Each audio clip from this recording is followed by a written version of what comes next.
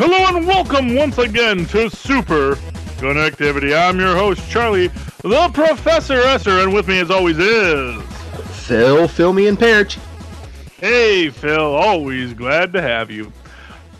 Okay, so we are sitting here in early December, waiting for the end of the year and the end of the world. But, yeah, you know, once again, Marvel is not really giving out a lot of new information. There's not a lot going on. I mean, the biggest story I saw is some possibly leaked gladiatorial, Images. Yeah, well, not even images, just like theoretical artwork. Like, this might be some leaked internal artwork, or it might have just been some guy's fan art who decided to say it was like leaked art of Hulk and Thor in gladiatorial combat. And the suggestion is that Loki and the Grand Master have some sort of wager at play over something. I don't know. Although, you know, for what it's worth, Loki does have the Tesseract, doesn't he? I'm pretty sure. Yeah, because that was brought back to Asgard. So Loki does have a stone to wager. And so maybe that means the Grandmaster has the Soul Stone. Or maybe he's wagering to get the Infinity Gauntlet or something else. Or maybe he has something that's even more powerful than an Infinity Stone. Say a cosmic cube of some sort? Oh, Loki just wants Howard the Duck. Ah, yes, everyone wants that. Well, he is the nexus of all realities. Mm-hmm. You know. But yeah, that's really all that's going on. I mean, of course, we did have Agents of S.H.I.E.L.D. come back this week. Which is good. And we have a big surprise, which is that now, if you haven't seen Agents of S.H.I.E.L.D. yet, have you seen Agents of S.H.I.E.L.D. yet, Phil? Yes, I did. I watched it yesterday. Okay, yeah. So now Mac is apparently Ghost Rider. Yeah, but didn't Robbie pull the Ghost Rider out of him though? Did he? I kind of thought it was left ambiguous there whether or not who was the Ghost Rider at the end. I'm sure Robbie will get the Ghost Rider back at some point, but I kind of felt like, you know, Mac was all Ghost Rider deed for right now. Yeah, I mean, I would imagine maybe next episode he gets it back, but I thought they made the deal because Robbie told him, you know, you helped me with my last thing, and I'll help you get vengeance on it, you know, whoever you want. Yeah. Although interesting, because of course we see the person who's been in their cocoon for the last 7 months. Obviously, that is someone related to the congressman, as far as we know. You know, and why is he still in the cocoon? That's an interesting question. I have no answer for you. I mean, possibly he is Mosaic. Possibly he will be Ulysses. Ooh, who could he be? Most likely he's just a guy stuck in there. Although we do see that he was breaking out once Simmons reached out to him.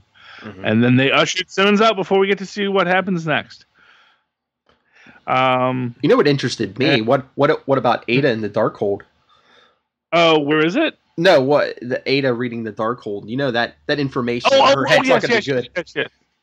Well, that was interesting. Yeah, what surprised me most about that was the Darkhold communicated with her.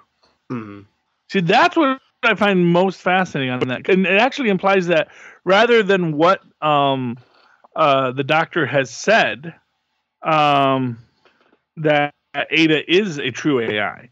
You know, maybe her brainwaves are based on somebody. Yeah. Well, you know, we don't know yet, but we do know that she that the Darkhold felt she was worth communicating with. You know, I don't know. You know, I doubt they put any real effort in there, but it looked like it was all ones and zeros as she opened the Darkhold.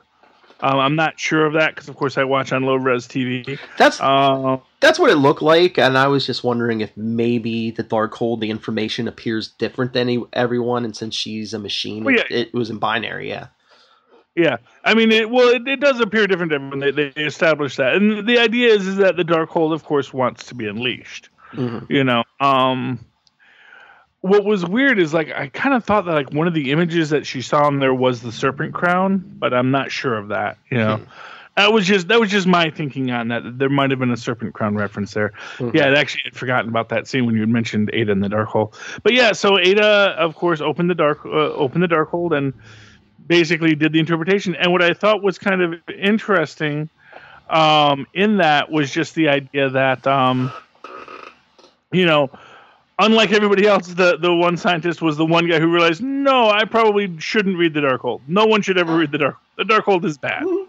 But they thought, we'll let the robot read it because we have a super powerful, immortal robot. What could go wrong with letting her look into the abyss of eternity? I can't imagine anything bad happening next. We will have to see what happens with Ada. Because there's the back half of the season, and this whole Darkhold stuff, that's not going to last the whole season, I don't think. So I do think there's going to be a new challenge that's on the horizon. You know what I mean? I think there's always going to be something else, and I think that Ada is going to be the center of that. And you know what? For what it's worth, here's what's interesting about Ada is she, of course, is the one being who could just download the entire Darkhold immediately. Because that's the thing is like everyone else. It has to be interpreted by their brain, and it has to be interpreted by their wants and desires. Ada has no wants and desires. Unless she wants to be a real girl. Well, that maybe that's what it showed her: how to be a real girl, or how to make everyone else into robots. Who knows? Or to free her oppressed android brethren. It was a very good episode. I really enjoyed it, and that was excellent. But aside from that, there's not a lot going on in the Marvel universe. Well, did you see today? I think this just came out today. I just saw it. The Deadpool movie is up. It's been nominated in 4 categories for the Critics' Choice Awards. Oh, well, it is a good movie. Yeah, best actor, best actor in an action movie, Ryan Reynolds. Best actor in a comedy, Ryan Reynolds. Best comedy, Deadpool, and best action movie, Deadpool. Oh well, honestly, I could see that sweeping those categories. You see, when they make all those extra little subcategories, it makes it much easier to win these awards. Yeah, see, one of the reasons why they have all those little subcategories. On one level, it's fair because you can't compare like what's the best picture is. This, is Blazing Saddles the best picture or is 2001 the best picture? And I don't know if they came out at the same time or not, but it's just an example. If they both came out at the same time, can you really say that Blazing Saddles is better than 2001? But could you also really say that 2001 is better than Blazing Saddles or Young Frankenstein if you want to stick with that black and white theme?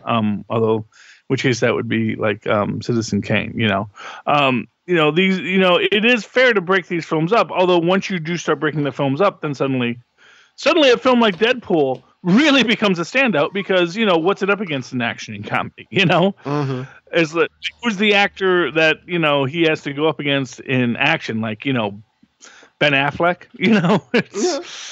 Ryan Reynolds is so much of a better actor than Ben Affleck. I think we can all agree that, especially superheroing acting. Yeah, well, Batman's just kind of a flat character in general, It's like, I know your parents are dead. Get over it. Lots of people have dead parents, Bruce. Not everyone has waged a one-man war against cancer because their parent died of cancer, Although, man, wouldn't that be like cool if like Batman's like parents had just like died of cancer and like how much of a better world it would have been if that had been the case? Yeah, but how do you do that? You either got to become a doctor or some kind of scientist. Yeah, well, he would have then. That's my point. It's like if Bruce Wayne's parents died of natural causes, it's like, yeah, I will defeat you, cancer, and in all your myriad forms. Taking that Batman level intensity and putting it towards something, useful. That would have been a pretty good universe to grow up in. That's all I'm saying. The universe where all of Batman's obsessive compulsive intensity got used towards something constructive rather than punching bad guys. Yes. That's a pretty good universe to grow up in. Yes, Father, I shall become chemotherapy. Yeah, well, it's diseases are a superstitious and cowardly sort. I don't know. Still waiting for that in Gotham, man. Still waiting for someone to say, villains are a superstitious and cowardly lot. Mm-hmm. At least giving some reference to it, man. They kind of hung on great power, great responsibility in Civil War, where they didn't say it, but they kind of implied it. That you know what I'm supposed to say here, right? Yeah, I'm not going to say it, but you all know, You don't want that to be voiced somewhere, Mm-hmm. Heck, have Scarecrow say it, But that does bring us to a point that I was raising recently, which is that there is not on our sister network, Legends of DC, a Superconnectivity podcast out there. There's not a thing that takes all the news in the DC universe and compiles it for your intellectual and listening pleasure. Lilith, Charlie wants you to do more work. Yeah, well, obviously Lilith would be awesome. She is my arch nemesis, so it only makes sense that she should do that. Well, but I do think Lilith actually has like a billion other podcasts she does. Well, it's interesting because the minute kind of around the same time you mentioned that to me, she was messaging me and saying maybe she would be interested in doing old school reviews for old Marvel books. Oh, wow. Well, we do got a lot of that with do that classic Marvel going. Mm-hmm. And actually, would always love to have her, of course, on the roundup with some old school Marvel. I actually always wanted to do a long box section on the all new Marvel roundup. I just, just always never have I always have to get so many other new books. I can't afford to grab the extra 50-cent books. Well, she said this was a money saving issue too, because I guess she has a ton of old Marvel issues. Yeah. Well, so do I. I could just go into the garage and pull out the old my actual long boxes and just start pulling out some books. So yeah, might be a fun idea. What do you think, loyal listeners? Would you like me and Lilith to discuss classic Marvel books, or just random decaying, mildewed books we've pulled out of our long boxes to discuss? Write to us. And hey, viewers, listeners, my actual suggestion was going to be, if any of you have ever wanted to talk about DC books, if you're a DC aficionado, if you are the professor of the DC universe, Legends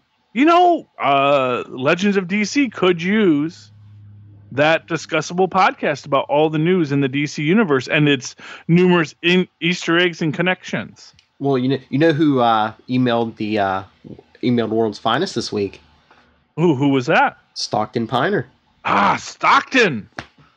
Have you ever thought of a fast-paced career in the wild world of podcasting?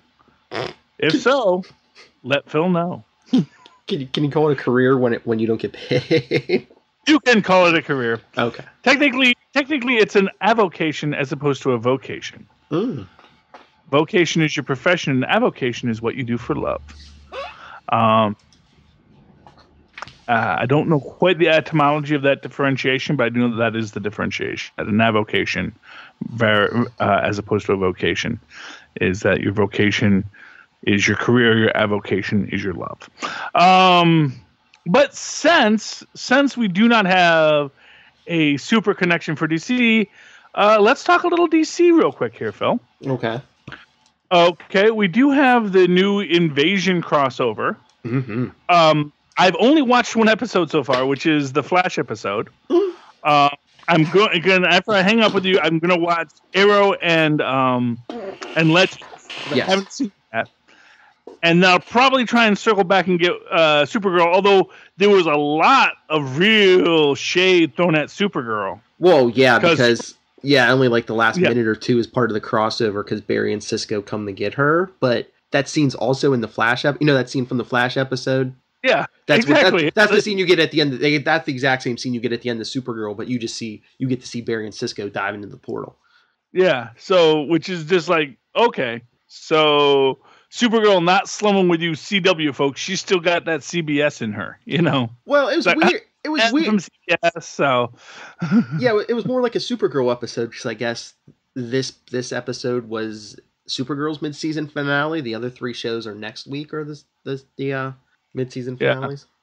Yeah, they really should have timed that better. Is all I'm going to say on that, is because it's not like you couldn't have interrupted her, like not have her having a big adventure, and then like come back the week after. I mean, I don't know. I'm thinking they probably could have timed it better. And if you're going to say anything negative about DC, it's like, wow, you guys really are not coordinated at all. I like the crossover, and it must have worked because supposedly all the shows were up in ratings, especially your Legends of Tomorrow. They said they got their best ratings ever. Yeah, I guess someone else watched it aside from me and Zach, so that's good. Well, yeah, and it was the last part of the crossover too, so of course everyone was tuning in. Exactly. So all the people like Flash had to watch us. You had to. I'm hoping it was better than it usually is. I like Legends. I really enjoy doing the Legends of Tomorrow, the Podcast of Tomorrow podcast. But man, the science is so bad on that show. I mean, like even for like science fiction, super science, it's like, oh, you're not even trying, are you? It's like you're just totally just yep. I mean, it is like Silver Age science. It's like radiation makes things bigger, and that's all you need to know. But wait till you watch those last two episodes, Charlie, because in the Legends of Tomorrow, they reveal why the Dominators have come back. Well, I can't wait to find out. Mm-hmm.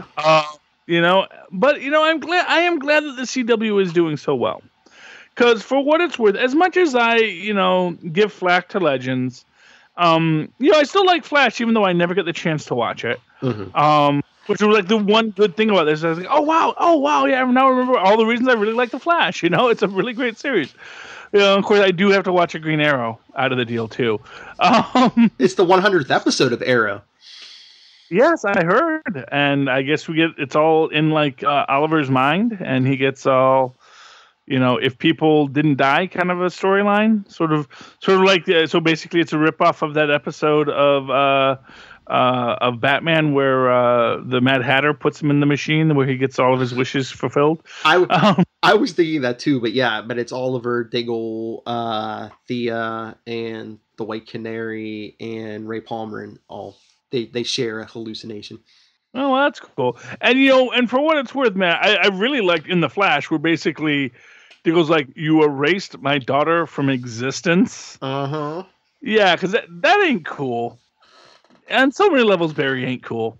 Well, I mean, he erased Diggle's daughter. When he came back, Cisco's brother was dead. That's why Cisco's all mad at him, because he's like, he killed my brother. Yeah. Barry.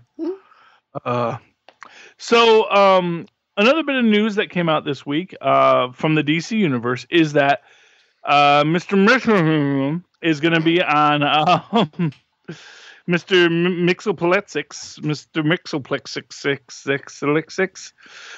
will be on Supergirl this season, which means I am officially starting my campaign to cast Warwick Davis as Mr. Mixelplex. Because I do think Warwick Davis... I'm sorry? I was going to say, just as long as it's not Howie Mandel like it was on Lois and Clark. Oh, yes. Well, yeah. First of all, I do think that if you're going to have it, you should get a little person. You should get an actual little person actor. I don't like this thing where they're doing now where they're like making full-size actors like small. Mm-hmm. It's like, for goodness sakes, it's like one thing that it's like that go-to role for little people actors is that anytime you have a diminutive character, they get to play that. And it's like, maybe it's not the best thing that you have, that you're shrinking these tall actors to be hobbits. Maybe you should just like hire some actual little person actors to be hobbits. I'm just saying, granted you can make this argument, well, hobbits aren't technically, little people, although I was happy to see John Rhys Davis as in Lord of the Rings as the dwarf. So I got because I love John Rhys Davis so much. But anyway, moving right along, I would love to see Warwick Davis as Mr. Mixelplex. And of course, as I've said, they have to do the joke in this where he always mumbles his name. Mhm. Because this is what I realized, okay? This is my headcanon on this, okay? Because if you remember, if you ever used to watch the Super Friends, whenever he would show up, it was always very clear his name was Mr. Mixoplex. Mr. Mixoplex. And you can probably tell someone's age by what they call Mr. Mixoplex. Because if you're my age, maybe 30s, 40s, you call him Mr. Mixoplex. If you're younger, you probably call him Mr.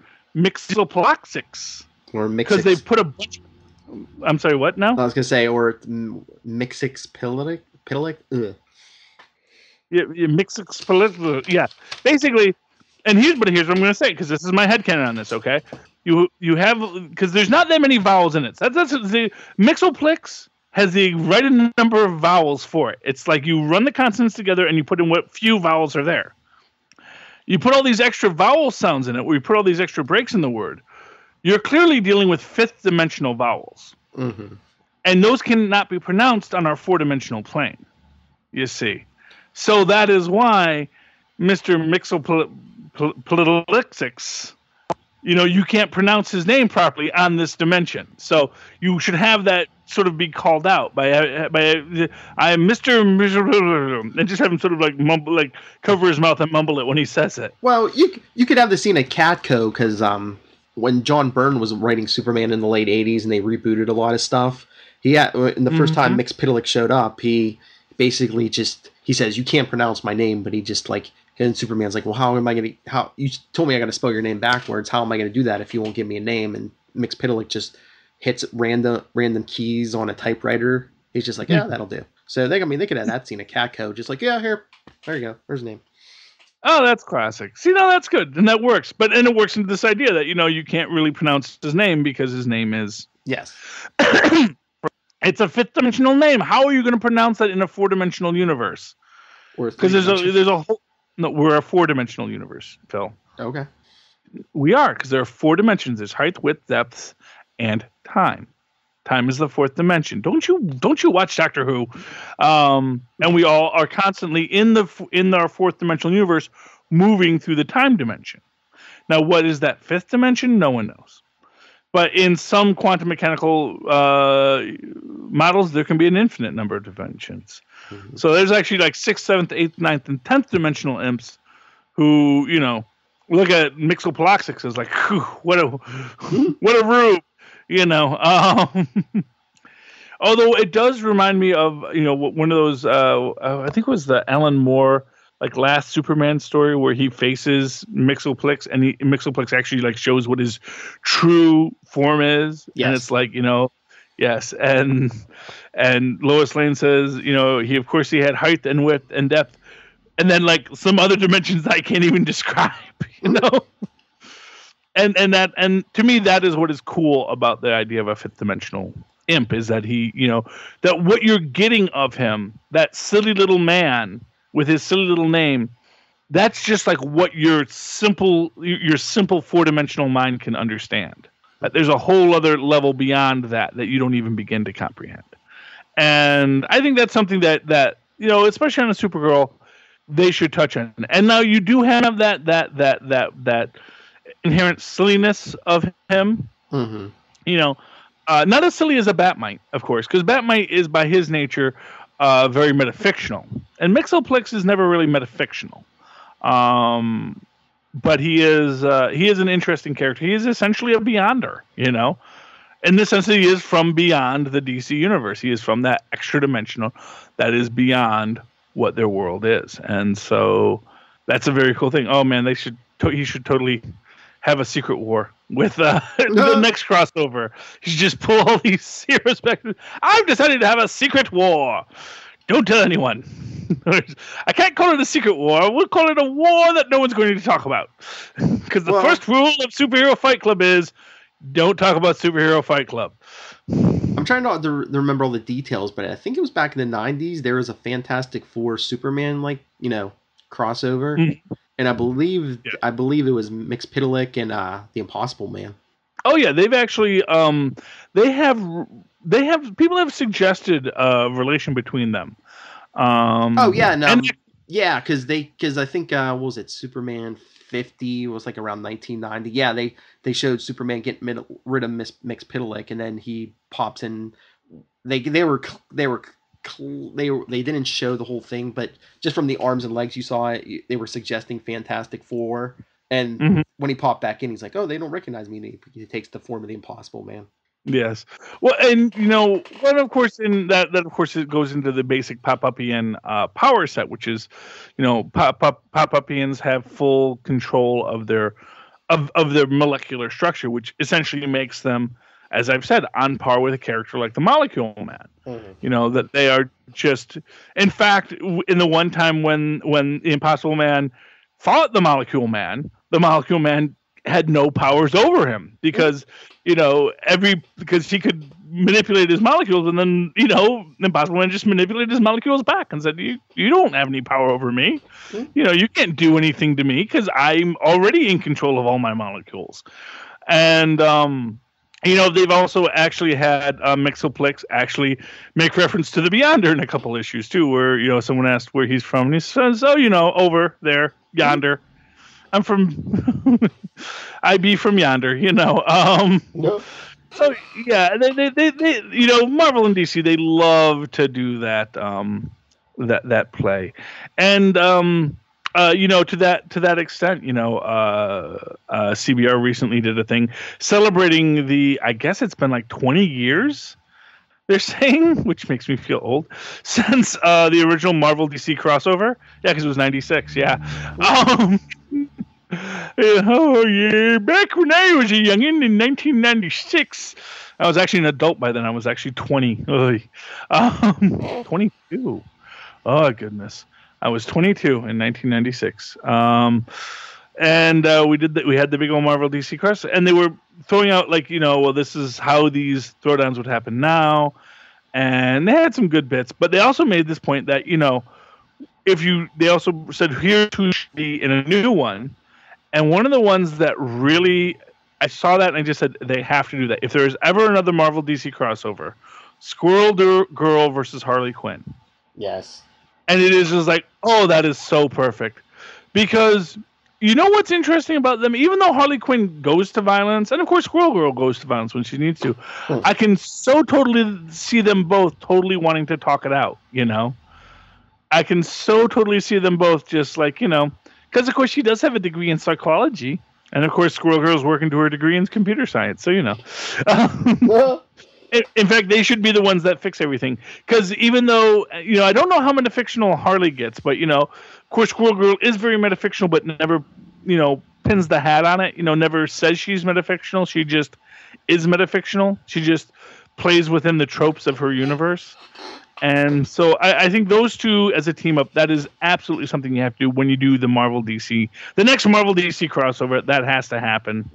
How about a Deadpool Harley Quinn crossover? You see, I don't think that's as interesting. I mean, obviously that's the one everyone goes to. Because, they're both ultra-violent. But to me, what's interesting to me about Squirrel Girl Harley Quinn is that they are, even though they're similar, they're essentially polar opposites. One is violent, one is I mean, really, in every way you break it down, they're see, to me, Harley Quinn and Deadpool are probably too similar. Essentially, they both have that psychotic sociopathology with humor.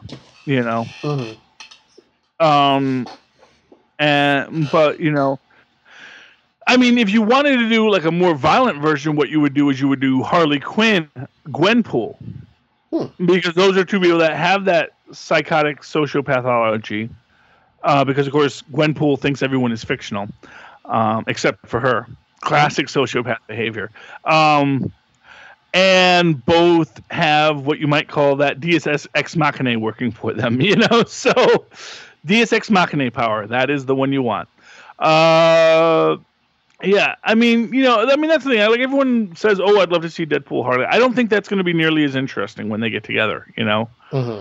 I think that's going to be too much noise and too much of the sameness, really. And what you want is to get someone that can move beyond that. And I think that's where I think Squirrel Girl or Gwenpool could maybe do that, you know. And I think, but I definitely think Squirrel Girl is the best option.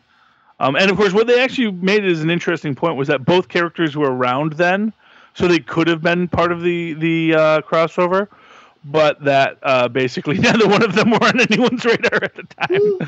That was before they both essentially, before people found out that, you know, people might like to read a comic book with ladies in it who weren't just idiots, you know, just have some cool ladies in our books, and maybe people will like that. And it's like, what do you know?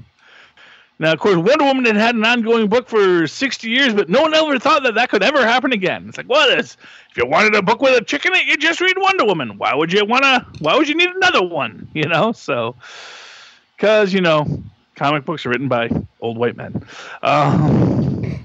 Although now I guess more and more people of different groups, which is nice, you know, because you need a diverse story background, just so it's not always the same story all the time, you know. For what it's worth, I think that's one of the reasons we have such a great diversity in comic books now, is that there is a diverse creator base now, or at least a more diverse creator base. You know, I mean, it's still largely male, but, you know, you do have men of various stripes, colors, and sexualities, and that's kind of cool. As well as a couple of them lady writers too now. So, you know. Okay. Let's see. You know, actually, what I really wanted to talk about was actually all the X-Men books coming out. Yeah, I mean, we've mentioned them in the past, but, you know, we're really getting now all the details on the new X-Men books. And, of course, once again, it shows that everyone who says Marvel doesn't want to do the X-Men because Fox owns the X-Men is a person who doesn't know what they're talking about. You know? Because, like, you know, here's the thing. Here's the thing about that, you know. People say, well, you know, they canceled the Fantastic Four because, you know, Fox has a Fantastic Four, and they don't want to help Fox anymore. And it's like, you know, you realize that every single major Marvel character, with the exception of the Fantastic Four and Spider-Man, have had their books canceled at some point.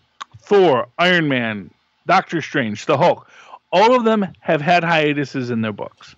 The only ones that didn't were Spider-Man and Fantastic Four. And you know, now Fantastic Four, after 50 years of continuous publishing in Marvel Comics, has stopped. But every other book had a break. You know, there was a time when there was not an ongoing Thor series. There were times when there was not an ongoing Captain America series. There were times when there were not an ongoing various other books, you know.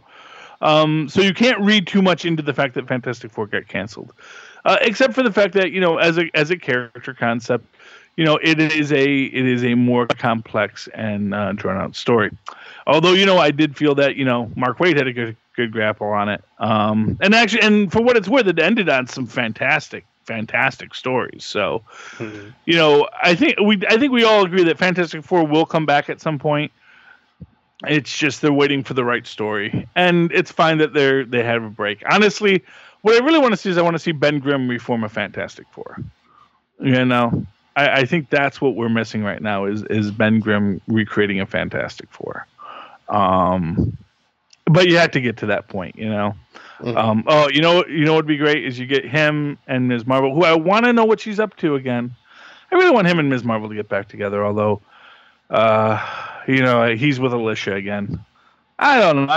I'm never sold on that relationship because it kind of, I don't know. It always seemed a little creepy to me in its own way. I kind of liked it better when she was with Johnny Storm because it made her more of a evolved character who could like go on with her own life after Ben had essentially dumped her. Now, granted, you know, marrying his best friend might be a little weird, but you know, things happen. You know, it's like anyone who lives in a small community, you know, that kind of stuff happens. You know, and you know, I never faulted her for that, and then they made her a Skrull. So, you know, what are you gonna do? But yeah, so just to give us a quick thing, do you want to talk about X-Men right now, or do you want to leave that for next week? Let's leave it for next week. We'll leave it for next week. But there's a lot of great stuff coming out along the X-Men because Marvel, even though they're destroying the X-Men with X-Men versus Inhumans, like, no, actually they're not. Everyone's going to stick around. We're just going to sell more books because turns out kids like the X-Men, and they've always liked the X-Men, and no one wants to stop the X-Men. and Fox is not going to sell the X-Men back to Marvel because why should they? It's like everyone's making money off the deal as it is. Why should anyone want to switch it back? The only thing that Fox might do is let the rights to the Fantastic Four expire because they don't know what to do with the Fantastic Four. But then they might also keep it just because, it's something valuable, and it wouldn't be that hard to make a really great Fantastic Four story. They just have to actually try and do it. But we'll see what happens next. I know Rob wants everything back, but Rob's wrong. Mark my words, Rob is wrong. There's a mark your words that'll always come true. Okay. Anything else to talk about tonight, Phil? You want to call it an evening? I think that's it. That's it. It was a good night, though. And hey, we've got a nice little DC crossover waiting for Lilith and whoever would like to be her co-host or someone else who wants to take on the role of Professor of the DC Universe, handle all these DC stories so I don't have to. Write to us and let us know you want that gig. And, of course, if you'd like to write to me in that old-fashioned email way, you can do so at superconnectivity blog at gmail.com. That's superconnectivity blog, all one word, at gmail.com. And, of course, you can always follow me on the Twitters as I live tweet stuff. Didn't get to live tweet Agents of S.H.I.E.L.D. Actually forgot it was on. Forgot it came back. I had to watch it on DVR this week. At Charlie Esser, that's CharlieEsser. Look for the 2 E's in the middle for quality. And Philip, where can people find you? Well, they can always email me, nightwingpdp@gmail.com. On Twitter, I am at nightwingpdp, and you can always find me here on Enough Said, on the Legends of DC podcast with Charlie and our friends, and of course on Channel 52 doing World's Finest with Lil Hellfire herself. Woo! Very cool. Okay, so ladies and gentlemen, thank you for connecting with us this week. Please connect with us again. Good night.